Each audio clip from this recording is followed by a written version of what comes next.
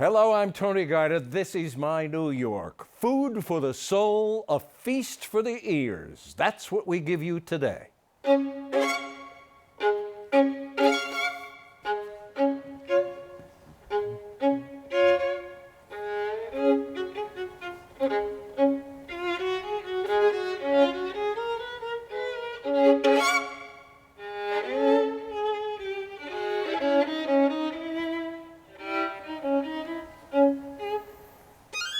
The violinist is Kelly Hall-Tompkins. She won acclaim as the Fiddler not on the roof in the recent Broadway revival of Fiddler, but that is just the beginning of her story. Kelly Hall-Tompkins is here and eager to tell you the rest. Next.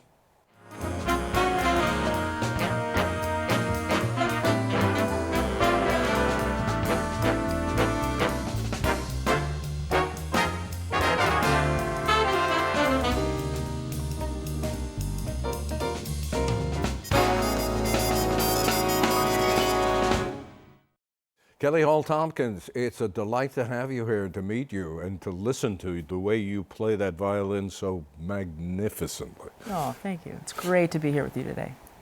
We should explain, I was trying for a little play on words there. You were the fiddler not on the roof. Why don't you explain it? Well, I was the actual violin soloist that was heard in Fiddler on the Roof. So I was technically the Fiddler on the Roof. Sure. I was playing in the pit. Right. So I worked together with Jesse Kowarski, who was the dancer on stage, who actually had to fly 72 feet, and pretend that he was playing. But I was the actual violin soloist for Fiddler on the Roof. So if people wanted to know where the music was coming from, wasn't coming from Jesse on stage, it was coming from the pit where you were. Right. For 13 months. That's right. What was that experience like? It was absolutely magical. I mean, I had never played on Broadway before. I had never really aspired to Broadway. I'm a classical violin soloist. But it was just an absolutely magical time. Playing such an important score as Fiddler on the Roof with such an important story.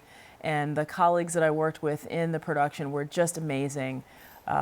Both personally and professionally, I really enjoyed playing off of them and collaborating. It was like chamber music for me, but between genres, between text and music. It was just an extraordinary experience. How'd you get the job? I was engaged by the music coordinator who also straddles two worlds, but between classical. He's a manager of major artists such as, Itzhak Perlman and Joshua Bell, and also as a Broadway coordinator. His name is David Lai. And I think he saw one of the videos that I think you will show later. And he also saw my work as concertmaster at Carnegie Hall and thought that I would be, a broad-minded player for this kind of musical, which is, obviously stemming from a classical tradition, but beyond, into a Broadway style. And did I read correctly that there were some solos written for you for this? Yeah, so they're typically in the story does not actually revolve around a violin in the sense of thematically, dramatically, it's about many other things, and the violin becomes more of a metaphor for the condition of life. We were all fiddlers on the roof trying to scratch out a simple tune. But the actual Broadway score doesn't actually have a lot of violin solos. The film score from 1971 featured the great violinist Isaac Stern. But the Broadway score did not actually have a lot of violin solos. But since they had engaged me, I was really excited that Ted Sperling and Oran Eldor, the creative team from our production, wrote solos specifically for me into the score. Wow. Let's listen to a little more of that score and Kelly Hall-Tompkins.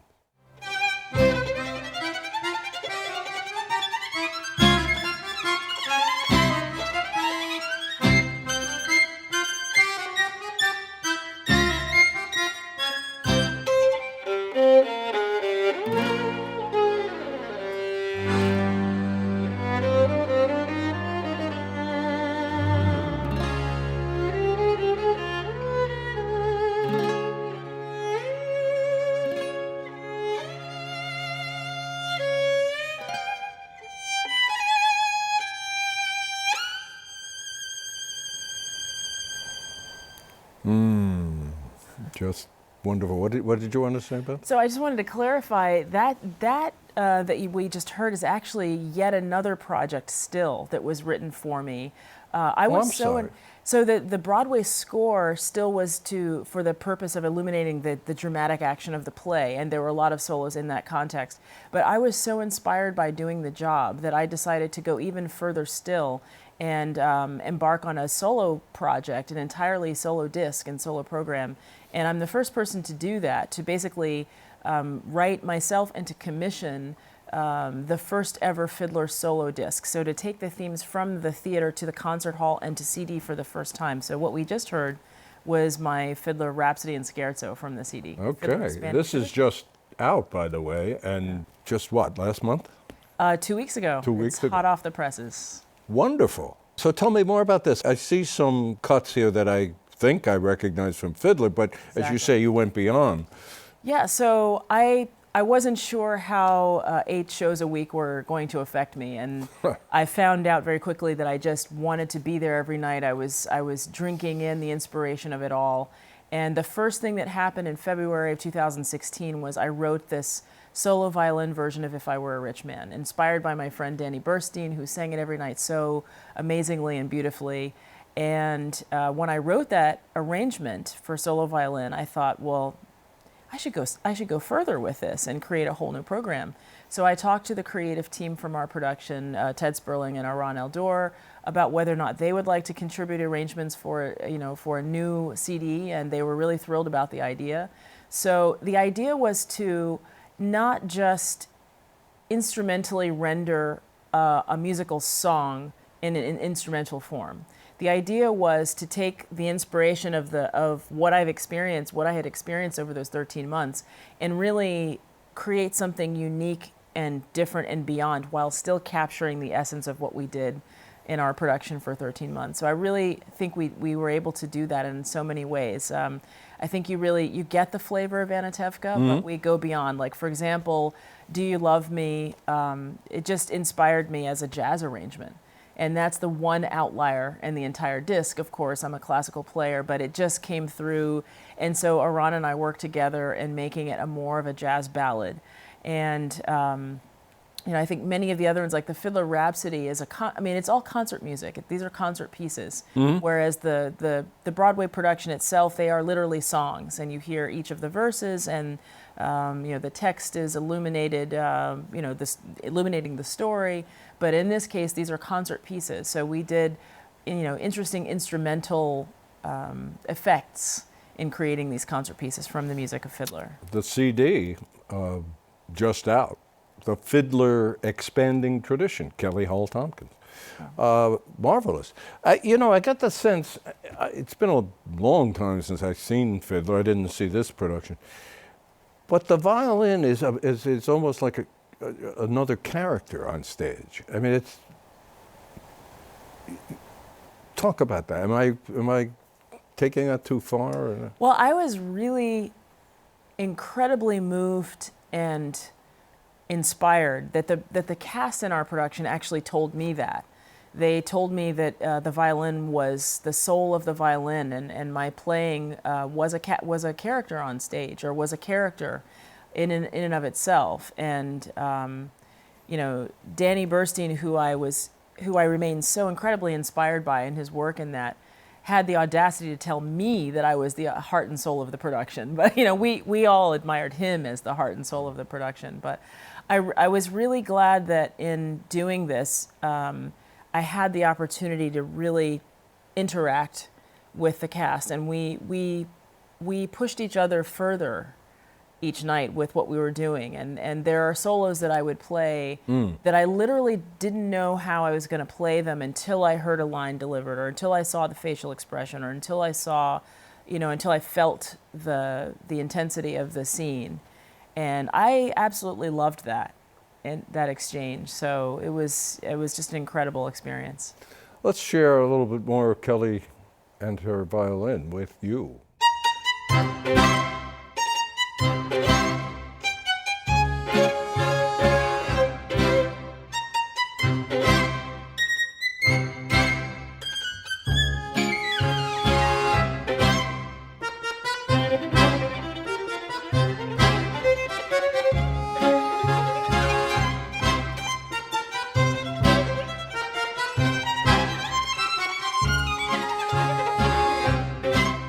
terrific production, and those videos are beautiful. And and part of that, maybe more than part, is you're doing.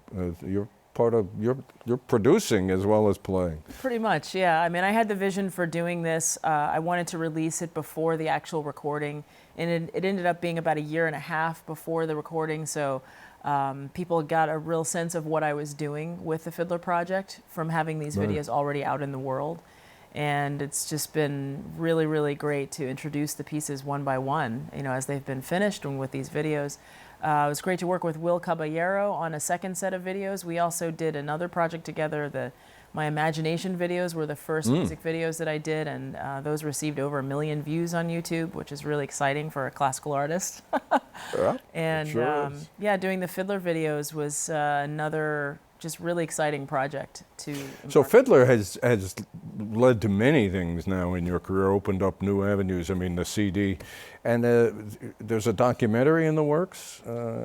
Yeah, I'm really excited to be part of a documentary on Fiddler on the Roof, not just on our production, but on the entire, you know, the history of the show. And they have footage from some of the creators long passed on, Jerry Bach himself and Zero Mostel, and, you know, starting from really the origins of Fiddler. And so I was invited to be part of this documentary and travel to Kiev in Ukraine to the actual, you know, the real shtetl Anatevka that is being rebuilt now in the wake of the history. Really?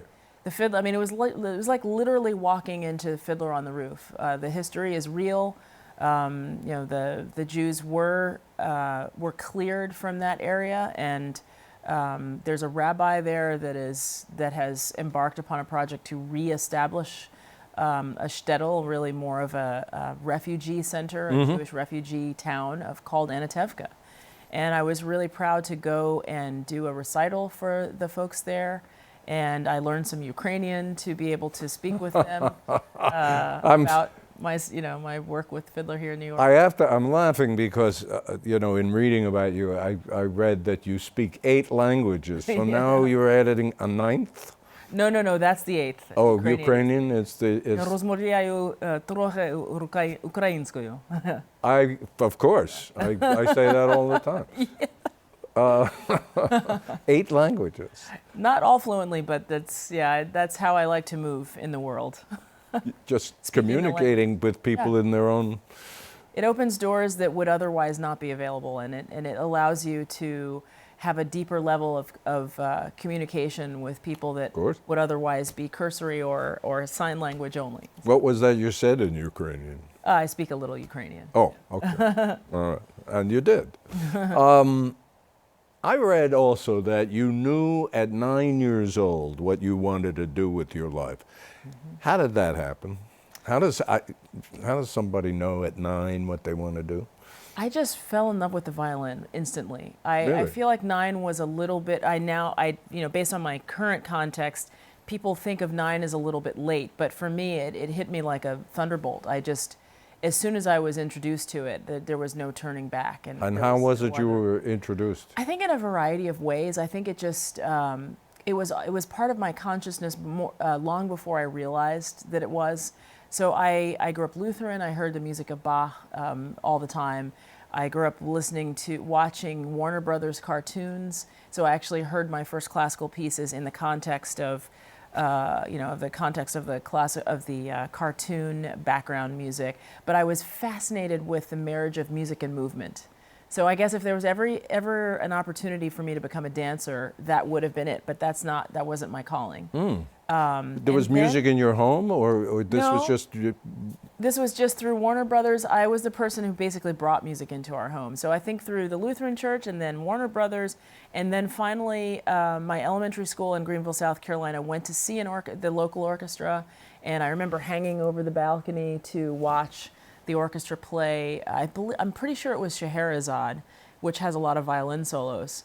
And then a follow-up performance, they sent a string quartet or a small ensemble to my elementary school, and I was hooked. I was like, that is what I want to do. And I was just thunderstruck by it, and I knew. And it was always classical, Always. and it was always violin. Always. I mean, you didn't think about piano and jazz, or? No, that's, I'm very pleased that I chose the violin on my own, and I wanted to study it right away. The only thing, people say, oh, did your mom tell you should play? No, she didn't force me to play. The one thing that she did suggest, I wish I'd followed her advice, is that after I started playing the violin, she suggested that I take piano lessons, and I wasn't having any of that. It's like, no, I don't have time for that. I just want the violin. But of course, when you get to a major conservatory, you have to have piano proficiency. So if you didn't have it before, you have to do it then. So I suffered through, remedial piano at the Eastman School of Music as an undergraduate, wishing I had done it as a kid. But I did follow my true passion, which is the violin, straight from the beginning.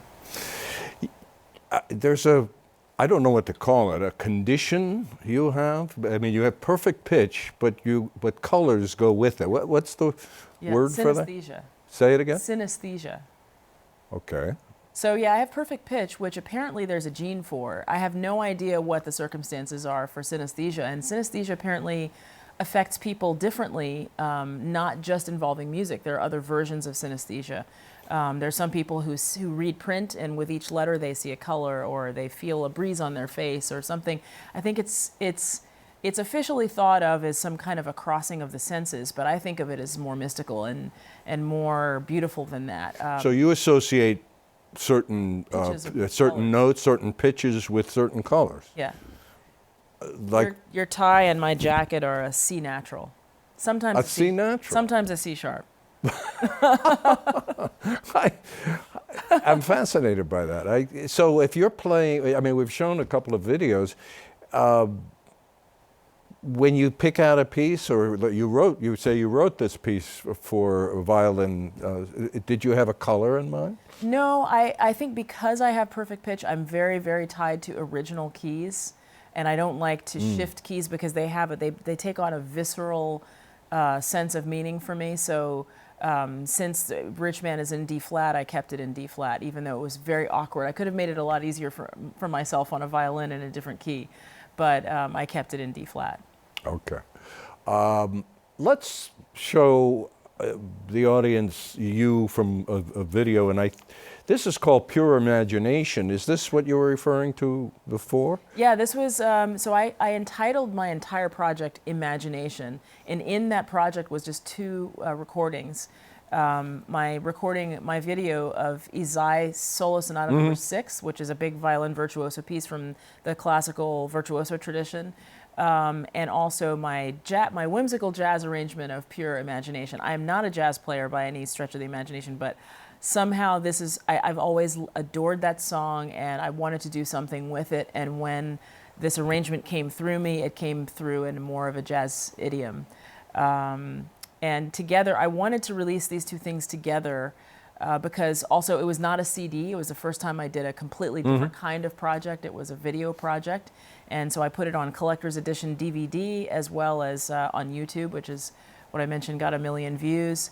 And so I called it my Imagination Project, because literally I was actually inspired by the Phyllis Wheatley poem. I was walking in Boston when I was trying to figure out what's the name of this project, and I saw her a poem on imagination. I thought that is the name of this album, Imagination. Let's look and listen.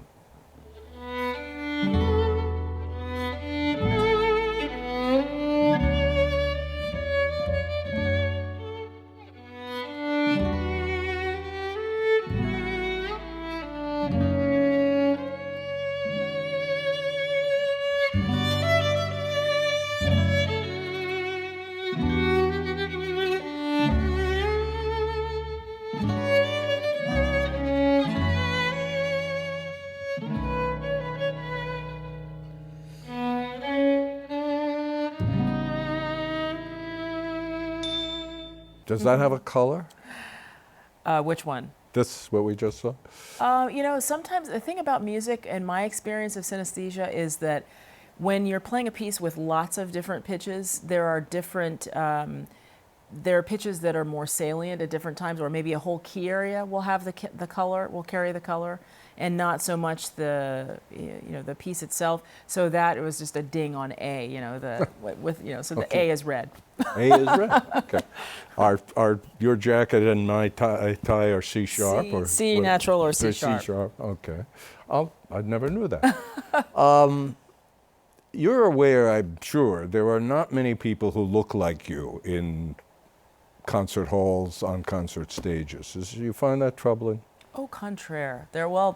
I find people sometimes are slow to catch up with reality. We are out there. We're actually out there, but there are not enough represented in major institutions and performing institutions, and I do find that troubling. I go to the Philharmonic occasionally. That hall holds what, 1,000 people, something? I don't know. More like 3,000, like 3,000. 2,800 okay. or You can something. tell, Probably. yeah, right. I rarely see an African American face there. In the audience? Yeah.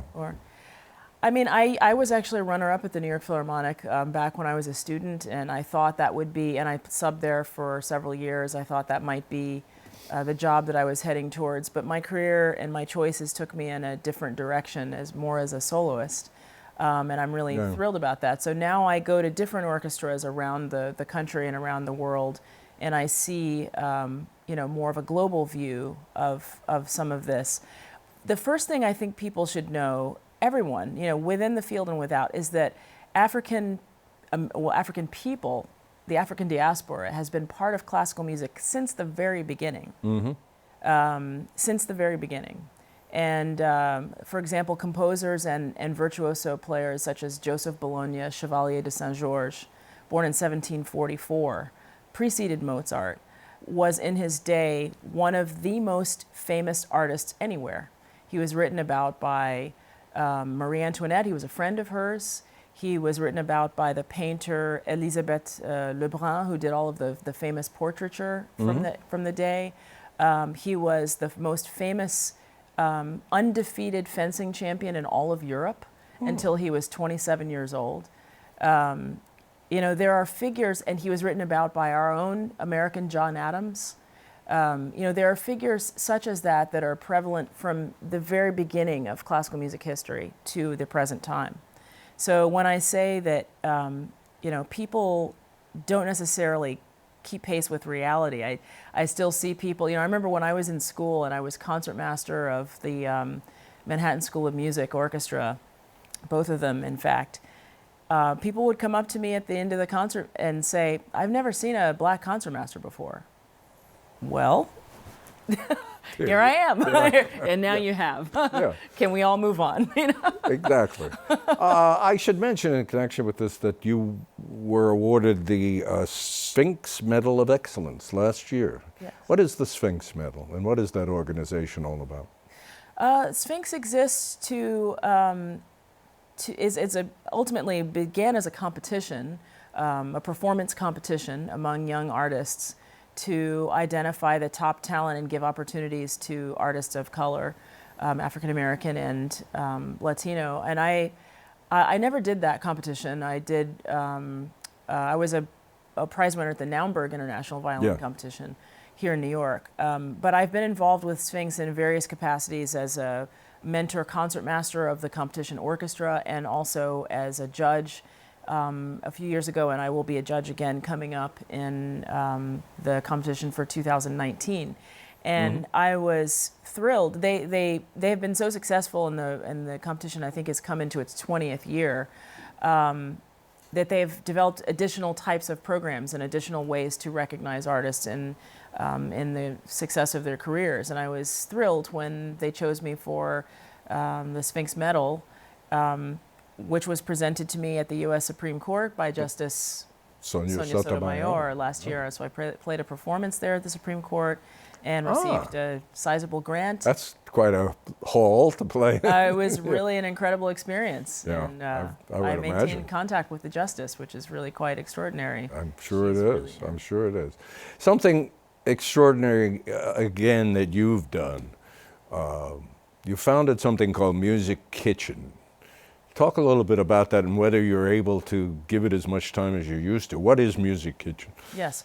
Music Kitchen Food for the Soul is an organization that I founded 12 years ago, coming on 13 years ago, to bring top artists into concerts in homeless shelters here in New York City. In those 12 years, I've presented 94 concerts and reached over 15,000 homeless shelter clients. And the program is now in New York City and also Los Angeles on a regular basis. And I've presented performances in Paris, France, and also now, commensurate with my career as a soloist, since so many presenting organizations and orchestras like that aspect of my background, they engaged me to do concerts in shelter when I'm traveling as soloist on the road. So I just did What is that like, Sure. playing classical music for people who have basically very little or nothing? I mean, they live in, homeless people who live in shelters. I've learned a tremendous amount doing that. I'm no expert on homelessness and the problem of homelessness, but I have learned a tremendous amount about it. And there is no prerequisite for homelessness. Some of the people that are my audience members have been Carnegie Hall subscribers. They've been Carnegie Hall donors. In one notable case, they were a former Boston Symphony employee. And on the other end of the spectrum, you have people who've never heard a note of live music ever in their lives. Each time I go in shelters, people are tremendously moved, almost more than some of the ticket buying audiences. So the artists that I bring in really, really appreciate having this opportunity in their lives to reach people. I've read you brought setting. among the people you've brought Manuel Axe. Manuel Axe is a very big champion of Music Kitchen, and we're very grateful for his participation. Yeah, I'll never forget the first time I brought him into, it was the Olivieri Women's Shelter in the Drop-In Center on 30th Street. Used to be a shelter. So I did a performance a couple of days before, and I told them, I'm going to bring in this world-famous, world-renowned pianist, and I'm going to have a piano delivered right here. And they said, you're kidding me. A piano here at this? And thankful that Steinway Piano donated a piano for the day. And as it was being delivered, those same people were just beside themselves. They couldn't believe that something like this was actually happening for them and in their shelter. And it was an incredible experience. That was 2006, and Manny Axe has gone on to play numerous concerts since then. Well, Kelly Hall-Tompkins, I'm just, you've blown my mind. You really have. I want to hear more of you. I can't hear more of you now on this program because we have reached the limit, but I can certainly do it by getting this CD, The Fiddler, Expanding Tradition, Kelly Hall-Tompkins. Thank you so much for sharing your passion with us. Thank you so much for having me. It's a pleasure to be here. And thank you for watching. We'll see you next time.